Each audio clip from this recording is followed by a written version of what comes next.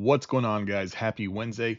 We are going to go over the NASDAQ 100 futures market. So, today, currently rolling into about the 10 a.m. Pacific Standard Time hour.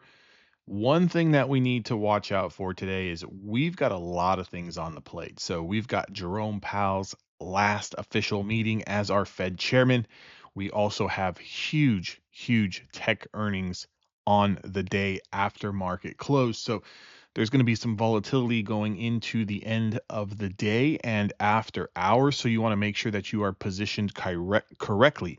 If you are more of a conservative style investor, a conservative style trader, you're definitely not going to want to be swinging too many longs unless you've got that degen bone in your body where you think you've got the right stock to kind of trade and swing overnight. More power to you. I did that 5, 6, 7, 8 years ago. Made a lot of money doing it, lost a lot of money doing it. Kind of, to say the least, maybe net positive a little bit. Playing like that, trading like that. It's just for me, as I've gotten older with trading, I tend to stay out of the big volatility moves, just because I like to protect the overall balance a little bit more. So, getting into this, if you're a futures trader and you guys trade with prop firms and you're finding the last couple of days a little difficult, what we're looking at here is the 1 hour time frame. So, notice the high is 27,542. That was put in about 3 days ago, okay, in the after hour session. Kind of had a little bit of a blow off top in the after hour session, and then we've just kind of been consolidating and grinding down. And it's because of what's going on today, right? We are going to get the move, whether we are going to continue to the upside or this market's going to start to roll back over and start to back test some of these lower supports. What I'm really looking at right now is today's high as well as the overnight session high. Okay, they're kind of matching up. So if I was to draw a line here, actually, I could just do it with my drawing tool. If I was to kind of mark out this supply zone here, this is something that I'm going to be watching. Okay. Right now, we're in a little bit of a battlefield, trading in and around the daily 5 simple moving average. So a little bit of a fight between buyers and sellers. Who's going to control this price action? I think we need a little bit more data. I think we need to see that those. I think we need to get through Jerome Powell today. I think we need to get through these earnings, and then we're definitely going to see if we are going to continue to the upside. Now, if we do break through and we close over that daily 5 simple moving average and we start to take out those overnight highs, I would look for a retest of those all-time highs, 27,542. I would definitely look for that. That's something that I would be doing. I would want to be trading to the long side.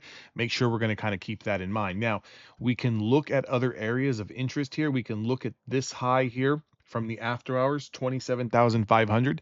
That's going to be an area of supply, and then all the way up to about 27,550, 542, that all-time high. Now, if we get some initial bad reactions, okay, later on today, and then you kind of seal the deal with those earnings where the reactions are not good and we fail to get back over this daily 5, we could be looking at prices of around 27,000, okay? How much would that be down? 200 points, right? I can definitely see a 200-point swing. If not, I can see an even bigger one. Okay. So, some levels that we really want to keep on watch. Let me kind of remove this drawing tool. Some levels that I want to keep on watch today. Okay. Pulling up the 4 hour time frame here. Look at the magnificent run that we have been on. Okay. Look at the magnificent run we have been on essentially the entire month. Okay. So if we kind of look at what we're doing now, we're kind of consolidating, which is good for the market. It's actually strong for the bulls that we are kind of just holding and we're not just rolling over so easy. Because it could be showing some strength in this overall move. Maybe it's not a complete, sell off where we're going to see a 20, 30, some people on the internet calling for a 40% correction market crash bear market, right? Again, if I knew what was going to happen, I would position myself and I would be a billionaire, right? Same with you. We don't know. So we kind of have to react day to day as to what's going on. But the bigger level that I'm watching here, more so than this daily 5, is this 27,000. That's your daily 10. If we lose this daily 10, then we've got a tremendous amount of room down to about the mid 26,000s, okay? 26,600, 26,700. That would be a touch point that I would look to see if this market's going to gravitate towards. It's going to be a big overall range because if you see this initial top here, we kind of pulled back. That's sitting at 26,800. Okay, so 26,800 is something that I'm going to be looking for if this market wants to continue to pull back. And also look at this strong reaction, this wick that we had, 27,700. Okay, so between 26,700, or excuse me, 26,000, what is it? 26,670 all the way up to 26,800. That about 150 point range is where I could see the market pulling back if they decide to sell us through. Okay. If they decide to sell us through, I would look for something in this area. Okay. In this overall vicinity, in this overall range. That essentially could be a short intermediate test where it's going to be a very big determining factor to see, can we get back over or are we going to push back down? Okay. And the reason being is if you kind of look at the way this pattern is, if we kind of look at this rounding top and we kind of look at these little, previous highs that we had here, if we start to pull back and hold, maybe you get that retest of the daily 5. But if that fails to kind of break out and start testing and challenging that all-time highs, you can essentially say that this is going to be a pretty picture perfect head and shoulders pattern. And I've got this whole, kind of gray box outlined here. This whole gray box, I would say personally for me, would be that back test spot. And if you kind of think about it, we have not had a 500 point down day, a 600 point, 700 point down day. Now, some of you might be thinking, wow, that doesn't seem right. That means we would be down 2-3%. But the market was down 10%. Think about this. The market was down 10%. We've completely recovered that and we're up about 5 to 7%.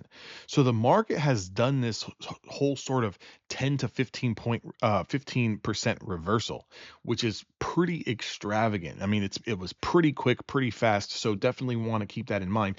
The big area, that big target that I'm getting down there where I kind of drew up this, demand zone, I've got a 20 simple moving average. So the daily 20 is sitting down here at about 26,000. But if I go to this daily chart and we kind of look at the daily chart, we had that double top. Okay. So this double top, I would see us coming back into at least test. Okay.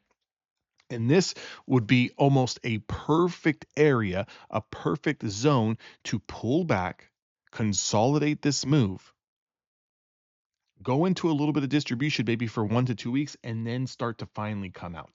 Maybe we get some clearer context coming out of the Iran situation. Maybe, with the new Fed chairman coming in next month, maybe there's something different where the market's going to finally, okay, we were down 10%, we kind of rallied, we got all of that back, we went down another, let's call it 5 to 8, 10%, and that is our little bit of correction, right? That would be the picture perfect scenario. In a not so picture perfect scenario, what we would be looking at, in a not so picture perfect scenario, where's my drawing tool? In a not so picture perfect scenario, you would be looking at something like this, okay? Where you pull back into this zone, you have maybe a week to 2 weeks kind of dead cat bounce, and then you start to lose this area. Now, if we lose this double top, things are going to get very, very aggressive to the downside. You would see this start to act as resistance. You would start to see this staircase down and maybe challenge these lows that we had. And God forbid we lose those lows. That's a different story for a different day. We'll get there if and when that ever happens. But what I'm looking for today to kind of just keep things nice and clean, go pull up this hourly chart here. What we're really looking at in order for us to get long, we've got to start getting above this double top here that we had from the overnight session and from today's New York session, 27,320s. We've got to get over that. That kind of proves that we're busting out of this bear, sort of looking flag here, especially after the run up that we've been on. And we say, hey, you know what? This is fine. This is the 2 to 3 day little bit of consolidation. The market is healthy. The market is strong. And we were waiting for some context, and we're going to push out and start challenging new all-time highs. If we fail that, again, keep in mind your big level in the sand is yesterday's lows. It's also this daily 10. If we close below 27,000, that's where things are going to start to get dicey.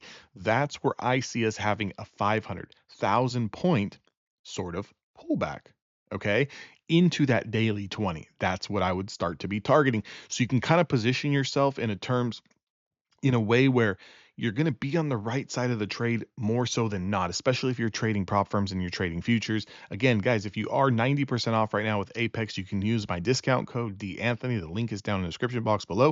It helps support the channel. But what I'm saying here is that if we do close and we lose this 27,000, we've got about another 1,000 points down, at least 500 to 700 down. Okay. And even with that, it's not, throw the baby out with the bathwater. It's not the end of the world. It is still a healthy pullback in a very, very strong move. Okay. We don't start talking about doomsday and potential bear markets until we start to lose the 20-day, until we get back below that 50-day. And if we look to see where that 50-day is at right now, currently, that 50-day sits way down here, okay? The 50-day sits way down here at 25,000. So the market is still in bullish context. I mean, the market can pull back from 27,500 all the way down to 25,000, which is 2,000 points, and still be quote unquote bullish, right?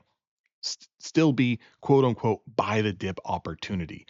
Now, of course, you don't want to be starting any long potential swings up here and have this market drop 2,000 points. That's going to be very, very bad, right? So you're going to have to play it by ear. And again, hopefully this video kind of helps you guys give some context. If it does, you guys can join the Discord. That link's down in the description box below, where I kind of do these daily updates live in real time. Also, leave a comment. Let me know what you guys think is going to happen today. Does the market go up? Does the market go down? I will see all of you guys on the next one.